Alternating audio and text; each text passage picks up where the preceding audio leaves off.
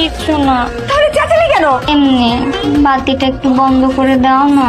এটাতে তোর এত কষ্ট? তোর সাথে অলস হয় কিভাবে? আমি তো তোমারই মেয়ে। আমি পারবো না, তুই নিজে নেমে এসে সুইচটা অফ কর। আজকের মতো আমার এই কাজটা করে দাও, কালকে থেকে তোমার দিয়ে আমি কোনো কাজ করাবো না। আমি পারবো না, নিজে সুইচ অফ কর। যত সব। তুই আমার শেষ কর।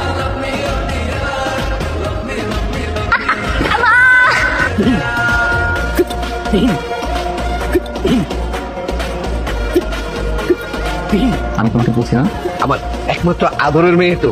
আমার অনেক আগে থেকে একটা স্বপ্ন ছিল, পাত্রপক্ষ যখন দেখতে আসবে তখন এমনি করে চেয়ারে বসিয়ে ওকে আমি দেখাবো। ও ও তাই, স্বপ্ন স্বপ্ন স্বপ্ন বাস্তবায়ন করছে। আমি আসলে আগের মতো অলস আছে, স্বপ্ন টপ্ন কিচ্ছু না, তুমি মিথ্যা বলছে। মা তুমি একটু হেঁটে দেখাও তো। হেঁটে দেখাবো? এখন আমাকে দেখেন, আমি যাওয়ার সময় তো হেঁটে যাবো, তখন আমার হাঁটা দেখেন। হাঁটতে কষ্ট হচ্ছে তাই তো? ঠিক আছে, আপনি বসে থাকেন। ঠিক আছে, আপনি যেহেতু আমাদের সামনে বসে আছেন, আমাদের সবাইকে একটু খাবারটা পরিবেশন করেন। মা, সবাইকে নাস্তা এগিয়ে দাও। মা, সবাইকে চা নাস্তাগুলো একটু আগায় দাও তো। সামনে তো আছে, তুই দে না। মা, সবই যখন করলে এতটুকু আর বাদ রাখলে কেন? তুমি দাও। আপনার দিতে কষ্ট হচ্ছে বুঝি? হ্যাঁ, উঠতে ইচ্ছা করছে না, বসে থাকি। ও আচ্ছা, ঠিক আছে, আপনি বসে থাকেন।